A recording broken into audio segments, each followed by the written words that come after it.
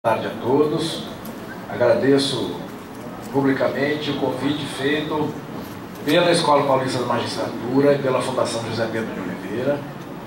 É uma honra e uma satisfação compor essa mesa, juntamente com o Dr. Luiz, a quem eu tive o prazer de conhecer nesse momento, e a doutora Andréia, que, além da nossa amizade, temos uma interface na militância ambiental desde alguns anos, com várias histórias ecologicamente interessantes para serem contadas.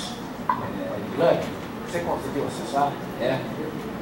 Eu preparei uma palestra reconhecendo que a nossa mesa seria a última, uma sexta-feira, então eu não quero cansá-los, eu quero atrair a atenção de vocês para aquilo que se ouve falar, para aquilo que se compreende dentro do senso comum, que é o fenômeno da metropolização, e buscar alguma problemática jurídica para que haja o mínimo de reflexão a respeito desse tema.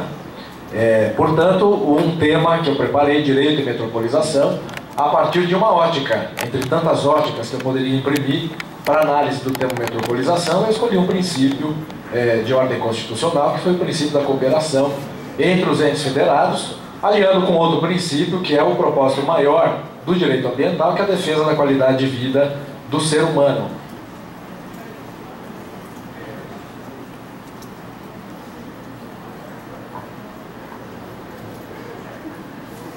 Tá aí aquilo que todo mundo conhece, uma metrópole. Mesmo no nosso senso comum, o que seria uma metrópole? Algo que, intuitivamente, o senso comum já nos revela que é um lugar grande, um lugar de oportunidades, um lugar densamente habitado, um lugar onde as possibilidades econômicas de ascensão e sucesso profissional são maiores do que naquelas cidades menores e que nós não compreendemos como metrópole. Mas eu quero sair um pouco do senso comum para buscar um resgate conceitual com vocês lá na sociologia. E aí eu me valho de lições de um sociólogo que também escreve sobre sociologia ambiental, que é o Anthony Giddens, e uma leitura praticamente necessária para quem quer compreender o fenômeno da urbanização no planeta Terra, em especial no nosso caso brasileiro. Metropolização e metrópole, especificamente falando, um conceito que nós importamos na sociologia e compreendemos como algo relativo a um fato urbano, um fato econômico, um fato social, um fato político, comercial, cultural, que explica, na verdade, grandes aglomerações urbanas dentro de uma malha interligada, fisicamente ou por meio do fluxo de pessoas e serviços, com outras aglomerações urbanas. Metrópole, portanto, é algo que, para a teoria sociológica, não existe sozinho, não existe na sua individualidade. Em termos populacionais, a própria sociologia já compreendeu, até um passado relativamente próximo, uma cidade cuja população excedia 1 milhão de habitantes. Esse conceito chegou a ser adotado pelo IBGE, pelo Instituto Brasileiro de Geografia e Estatística no Brasil, estando atualmente em desuso por conta de um novo conceito trazido pela sociologia com relação ao que é uma metrópole. Do conceito de uma metrópole, portanto, surgem duas consequências absolutamente distintas, que são aglomerações urbanas e concentração de atividades econômicas e a interdependência entre os entes formadores desse macroconceito que se chama metrópole. Diferente de uma metrópole, e agora eu lhes apresento um mapa conhecido por todos nós. Diferente do conceito de metrópole é o conceito de uma região metropolitana. E eu trago aqui o mapa do estado de São Paulo para que nós possamos observar a divisão política territorial do estado de São Paulo, subdividido em diversos municípios, com 5 áreas distintas achuradas, que na verdade contemplam um conjunto de outros tantos municípios. E pela ordem de criação dessas regiões metropolitanas, essa região achurada em vermelho, a mais antiga delas, criada em 1973, a região metropolitana de São Paulo, aquilo que nós sempre ouvimos no senso comum como Grande São Paulo. Depois, na etapa histórica, a criação de 2 outras regiões metropolitanas, concomitantemente, Baixada Santista, que se encontra achurada em amarelo, e Campinas, que se encontra achurada em verde. E por último, no ano passado, as duas últimas regiões metropolitanas, que são essa Churada em Ocra, região metropolitana de Sorocaba, e aquela que está em azul, região metropolitana do Vale do Paraíba. Diferente, portanto, daquele conceito sociológico que nos explica o que é uma metrópole, nós temos hoje um conceito jurídico que nos traz a compreensão do que é uma região metropolitana, e que, como nós veremos, não é necessariamente uma expressão sinonímia de uma metrópole. É uma realidade jurídica, a região metropolitana. Ela foi instituída a partir da Constituição Federal de 88, que no seu artigo 25, parágrafo 3º, previu a permissão dos estados que instituam regiões metropolitanas com o propósito constitucionalmente declarado de organização de funções públicas de interesse comum, planejamento de funções públicas de interesse comum e da execução de funções públicas de interesse comum. Fala, Jorge, mas você não falou que a região metropolitana de São Paulo foi criada em 1973? Perfeito, ela foi criada em 1973, mas esse fenômeno de regionalização metropolitana acabou ganhando status constitucional em 1988. 1988, cuja Constituição atualmente vigente trouxe, na realidade jurídica, o seu instrumento de viabilização, e aí nós temos o mapa das regiões metropolitanas existentes não apenas no estado de São Paulo, mas no Brasil. Daqui a pouco eu já chego.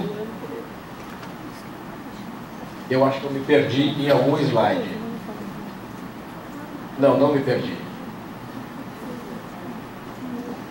E, além da realidade paulista, nós temos 5 regiões metropolitanas, já constituídas por lei complementar. Temos no Brasil, atualmente, 68 regiões metropolitanas, distribuídas por todas as regiões geográficas do estado, tendo 10 regiões constituídas na região norte, 27 no nordeste, 2 no centro-oeste, 9 no sudeste e 20 regiões metropolitanas instituídas por lei complementar na região sul brasileira. Agora sim, o instrumento jurídico para a criação de uma região metropolitana é uma lei complementar estadual. Portanto, ainda que a região metropolitana de São Paulo tenha sido criada em 1973, a Constituição de 88 trouxe a necessidade da sua ratificação por uma lei complementar que disciplinasse o seu funcionamento, a sua gerência e vários institutos jurídicos decorrentes, logicamente, da criação desse ente jurídico que é a região metropolitana. E diz a Constituição Paulista, no artigo 173, o território estadual poderá ser dividido total ou parcialmente em unidades regionais, constituídas por agrupamentos de municípios limítrofes, mediante lei complementar, para integrar a organização, o planejamento e a execução de funções públicas de interesse comum, repetindo, portanto, o texto federal, da Constituição Federal, atendidas as respectivas peculiaridades. E olha, esse atendimento das respectivas peculiaridades, basta uma reflexão muito breve para vocês compreenderem que, embora nós sejamos, enquanto Estado, em vias de metropolização, apenas 5 regiões, sem esforço nenhum, vocês vão concordar comigo que a realidade, a peculiaridade e, portanto, as necessidades sentidas pela região metropolitana da Baixada Santista são absolutamente distintas das necessidades sentidas pela região metropolitana de Campinas, onde a tônica de uma região é a atividade portuária, é justamente a atividade voltada ao lazer, voltada à exploração do turismo, voltada à exploração do bem-estar da população, voltada à atividade econômica de altíssimo interesse para o Brasil, que é a atividade portuária, do que a nossa atividade de vocação eminentemente industrial e aeroportuária, que é o caso da região metropolitana de Campinas. A instrumentalização da gerência metropolitana também acontece da mesma forma que uma região metropolitana é criada, ou seja, por lei complementar estadual, e é juntamente exercido pelo Conselho Metropolitano, que também é criado pela lei complementar, que se encarregou de criar a região metropolitana. Esse Conselho, ele possui atribuição normativa e atribuição deliberativa dos assuntos que são relativos à organização, à articulação e à coordenação das suas próprias competências. E aí, eu gostaria já de chamar a atenção de todos vocês para algo que, de início, deve incomodar a todo leitor da legislação pelo viés positivista. Fala, olha, a Constituição Federal prevê a possibilidade dos estados criarem e instituírem regiões metropolitanas para a consecução de determinadas atividades, para o atingimento de determinados propósitos. Perfeito? A Constituição Estadual de São Paulo e todas as constituições estaduais brasileiras também prevê a forma pela qual as regiões serão criadas, o propósito que justifica a criação dessas regiões. E se nós voltarmos ao artigo 1º da Constituição e a todo o conhecimento construído dentro do constitucionalismo clássico tradicional, nós vamos nos lembrar que a Federação Brasileira nada mais é do que a união indissolúvel de estados e municípios, todos estes que nós chamamos de entes federados, dotados de autonomia e dotados, com relação aos estados, pela teoria clássica da Constituição, de soberania, cuja parcela foi abdicada em nome de um ente maior, que é a União. E a região metropolitana, como se insere nessa questão? Eu já trago um apelo para vocês. Não tentem adotar o modelo federativo para compreenderem aonde se encaixa a região metropolitana. Até porque hoje eu não quis dificultar um pouco mais a questão e eu não trouxe regiões metropolitanas que se apresentam parcialmente dentro de um estado e parcialmente dentro de outro estado, como nós temos particularmente em Brasília, como nós temos no Piauí, sem prejuízo de outras expressões nascentes aí pelo Brasil afora, tá bem?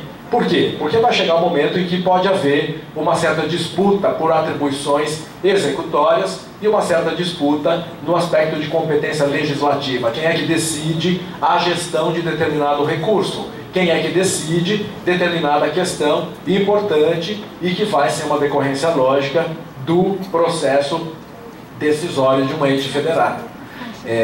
Eu saio um pouquinho agora da questão legalista da região metropolitana e eu volto um pouco mais para o fenômeno crescente de aumento da complexidade das relações sociais, aumento da complexidade da dinâmica social e da própria dinâmica da economia da sociedade, para buscar lá no urbanismo. E aí, doutor Luiz, pelo fato de ter um mestrado em urbanismo, se eu pratiquei algum erro crasso, me perdoe, por favor, mas dentro daquilo que eu estudei no urbanismo, para embasar essa pesquisa, que é uma pequena parcela da minha tese de doutoramento, na verdade eu encontrei aí duas escolas de pensamento majoritárias, ambas que foram formalizadas, que tiveram uma leitura feita de uma forma rígida a partir da década de 30 do século XX, que são justamente a escola de Chicago e a escola de Atenas, quando formas de pensar o urbanismo moderno acabaram tomando conta do pensamento acadêmico da humanidade e inspiraram, em última análise, o propósito das cidades, inspiraram os propósitos maiores das grandes cidades, que hoje nós chamamos de metrópole, que não era apenas aquilo que os meus alunos, que hoje muito me prestigiam com a sua presença, já me ouviram falar em alguma aula de direito ambiental, que era aquela capital ostentação, que o Napoleão encomendou para o Barão Rosman,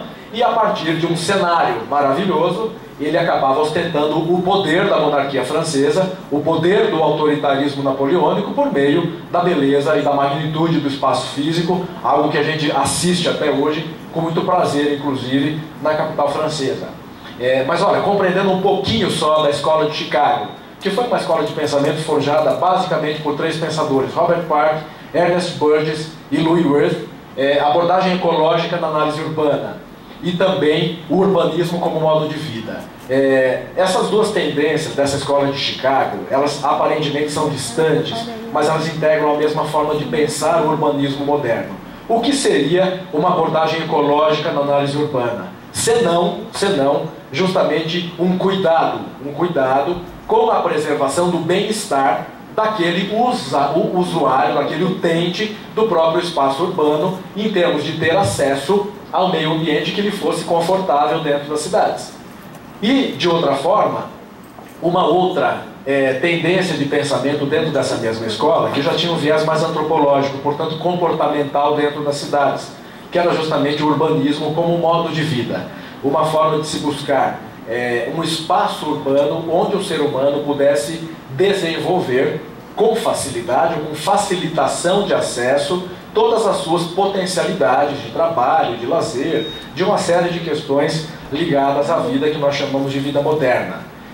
De uma outra forma, também na década de 30, e de uma forma não excludente a essa forma de pensar o urbanismo, nascido nos Estados Unidos e que entrou para a história como Escola de Chicago, nós tivemos um manifesto urbanista que aconteceu em 1933 na capital grega, portanto acabou conhecida como Escola de Atenas, a partir de um protocolo internacional, de um documento internacional que teve o nome de Carta de Atenas, que apregoava, entre outras propostas, duas propostas que ficaram talvez as mais conhecidas na linha do tempo: a setorização do espaço territorial, e para que vocês tenham uma ideia da pujança intelectual que estava implicada nisso, Lúcio Costa, que foi o urbanista responsável pelo traçado de Brasília, ele, francamente adepto à Carta de Atenas, à Escola de Atenas, ele setorizou todos os espaços de Brasília, e hoje nós temos a capital federal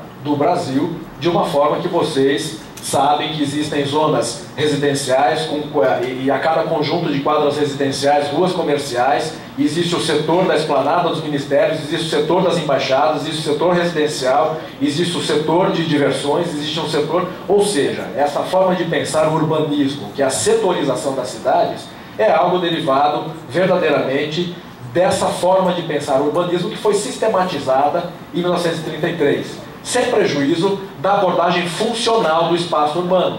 Aquilo que hoje nós chamamos de funções sociais do espaço urbano, que destacadamente são moradia, trabalho, lazer e circulação, é resultante dessa forma de pensar o urbanismo. Para que serve uma cidade a partir deste manifesto? Olha, as cidades, esses fenômenos sociais, esses fenômenos econômicos, esses fenômenos culturais que aglomeram pessoas em torno de tantos objetivos, eles serão bons se eles garantirem ao seu habitante, se eles garantirem ao seu usuário o quê? Se não, acesso à moradia, acesso ao trabalho, acesso ao lazer e acesso à circulação de bens, pessoas, circulação como um todo. Aí estão incluídos os conceitos de mobilidade urbana e tudo aquilo que se compreende como circulação dentro do espaço urbano.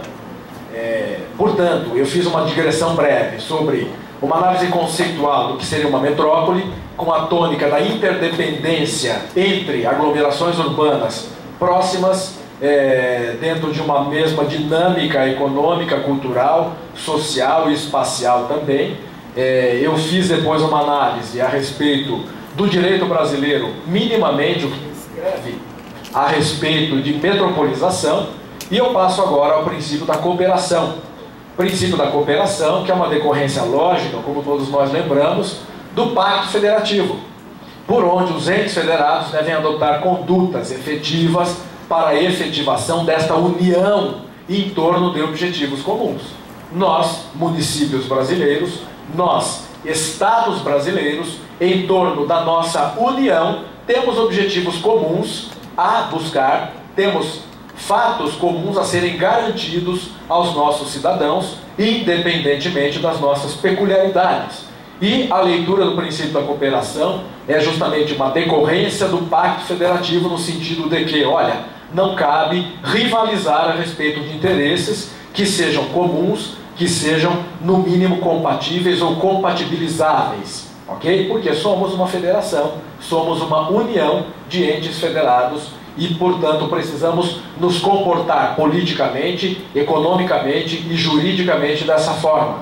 Como conclusão necessária, os municípios, que hoje são os que me interessam, porque são os municípios que compõem regiões metropolitanas, eles devem ajustar a sua realidade jurídica, a sua legislação dentro da sua área de competência municipal, justamente a interdependência social, interdependência econômica, interdependência cultural, a vida entre os membros componentes da região metropolitana. Se, num primeiro momento, a nossa reflexão nos converge para o seguinte cenário, olha, vamos tomar Campinas como exemplo. Campinas ainda é o 8º PIB do Brasil? Não sei, mas está próximo disso. Acho que todo mundo já ouviu falar da riqueza de Campinas como município, da riqueza arrecadatória que o município de Campinas tem, destacadamente por conta da atividade industrial e principalmente por conta da atividade aeroportuária de Viracopos, que não é a maior movimentação de cargas do Brasil, mas é a maior movimentação financeira aeroportuária do Brasil, como vocês devem saber. E, a propósito, o marido da professora Andréia é especialista na questão aeroportuária que foi algo que também nos aproximou. Ele pelo aspecto econômico e eu pelo aspecto jurídico, que, para quem não sabe, a minha dissertação de mestrado foi construída em cima dos aspectos jurídicos da atividade aeroportuária. E se voltarmos a esse exemplo de Campinas, olha, Campinas, uma cidade tão rica, uma cidade com uma atividade econômica tão importante para a federação, precisaria de Cosmópolis para quê? Com todo respeito a Campinas e com todo respeito a Cosmópolis. Olha, se vocês pararem para pensar, minimamente, que uma indústria, que um setor de comércio, que uma atividade econômica só funciona a partir de um outro fenômeno que é mão de obra, vocês passam a entender que uma indústria não funciona a partir de força fantasma, ok? Então, aquela questão que se ouvia falar algum tempo atrás e ainda se ouve, olha, tal cidade eu não quero viver lá porque é uma cidade dormitório, tal cidade eu não quero viver porque é uma cidade muito ruim para se viver, porque o acesso à saúde é muito precário, ou porque o acesso à educação, na verdade, não atende às minhas necessidades familiares ou necessidades peculiares e familiares e pessoais, etc. Esqueçam.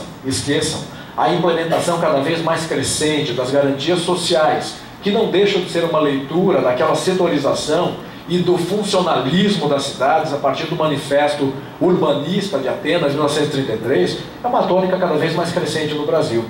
Especialmente depois do fenômeno da metropolização e da internalização desse conceito sociológico pelo direito, aonde a tônica da interdependência das cidades e dos municípios integrantes de uma região metropolitana é um fato, ao meu ver, sem retrocesso. Dr. Luiz, não sei se eu estou me atrevendo a profetizar uma realidade, mas me parece algo sem retrocesso. Obrigado, Lani. Relativamente à gestão de recursos ambientais e de poluição, e aí que justifica todo o périplo que eu fiz. Eu pergunto, como fica o aspecto da autonomia dos entes federados? Perfeito, nós já vimos que a região metropolitana é uma coisa muito legal, aparentemente. Mas já vimos também que a região metropolitana não é um ente federado. E eu pergunto para vocês, para você gerenciar o teu recurso ambiental, por exemplo, Mata Santa Genebra, cadê a doutora Camila? Está lá. Uma unidade de conservação maravilhosa que todos temos que preservar, todos temos que colaborar para a preservação dessa área de relevante interesse ecológico. E a gestão da poluição, como é que fica? Vamos tentar compreender isso aí. Novamente, a leitura do Pacto Federativo, ao meu ver, deve ser a tônica na aferição, na leitura das necessidades locais, das necessidades de cada um dos municípios, em cotejo com as necessidades de uma região e a defesa da qualidade de vida, que agora eu estou introduzindo malandrosamente na minha fala. Se social e economicamente os municípios que integram as regiões metropolitanas são interdependentes, a gestão dos recursos ambientais e a gestão da poluição não deverá ser individual. Por quê? Porque eles são interdependentes, economicamente, socialmente e todos os mentes que pudermos elencar. Porque se isso acontecer, haverá uma subversão da realidade de um ente coletivo, que embora não seja federado, é um ente coletivo assim reconhecido pela própria Constituição brasileira. Portanto, ao meu ver, o propósito maior da preservação, da conservação do meio ambiente, assim considerado em todas as suas expressões conceituais. Aí eu falo do meio ambiente natural, eu falo do meio ambiente urbano, eu falo do meio ambiente cultural, eu falo do meio ambiente do trabalho, ganhou um elemento normativo finalístico com a Constituição de 88, lá no artigo 225, que deixou claro, para quem ainda não tinha compreendido, o propósito do meio ambiente ecologicamente equilibrado, que é a defesa da sadia qualidade de vida. E como isso acontece numa região metropolitana, a gestão metropolitana de recursos ambientais e da poluição deverá, ao meu ver, ser consequência direta do Pacto Federativo e da garantia da sadia qualidade de vida à população residente nesta mesma região metropolitana. E aí, passando, em atendimento à ordem que me deram lá, de tempo finalizando, as considerações finais, eu quero fazer um breviário do que foi dito para estruturar finalmente. A complexidade da dinâmica social e da dinâmica econômica acarretou a complexidade da gestão dos espaços urbanos. Os espaços urbanos são extremamente complexos de serem gerenciados atualmente, porque tudo é muito complexo. O modelo tradicional brasileiro, da divisão territorial em unidades autônomas, conhecidos por municípios, deixou de atender satisfatoriamente as demandas sociais e as demandas econômicas, em virtude de uma nova realidade metropolitana surgida. O direito reconheceu essa nova dinâmica social e econômica. O direito hoje declara a existência de regiões metropolitanas. Estabelece que devem ser criadas por lei complementar, estabelece a forma correta de sua gestão. A gestão compartilhada dos recursos ambientais e da poluição surge como necessária em um cenário de interdependência e vivifica o Pacto Federativo. Acaba tornando cada vez mais viva a necessidade de se tonificar essa interdependência entre os entes em torno da união de entes federados. E, finalmente, a defesa da sadia qualidade de vida, que é o elemento finalístico do direito ambiental, em regiões metropolitanas, depende necessariamente de uma gestão compartilhada de recursos ambientais e de uma gestão compartilhada da própria poluição. Imaginem vocês, uma das grandes tônicas de uma região metropolitana é o adensamento populacional e o adensamento de atividades econômicas. Atividades econômicas, todas elas garantidoras de um fenômeno não quisto pela população, que é a poluição. Como, portanto, gerenciar dentro de um movimento normal da sociedade, que é a metropolização, como cuidar daquele elemento finalístico do direito ambiental, que é a sadia qualidade de vida, se não por meio da gestão compartilhada dos recursos, ainda que uma região não seja, a região metropolitana não seja considerada estrito sensu um ente federado. O que eu gostaria de explanar para vocês foi esse breviário. Agradeço extremamente a atenção de todos, agradeço extremamente a participação dos alunos queridíssimos de Direito Ambiental do Centro Universitário Adventista de São Paulo, e eu devolvo a palavra para a professora Andréia, para que ela possa fazer uso dela novamente. Obrigada.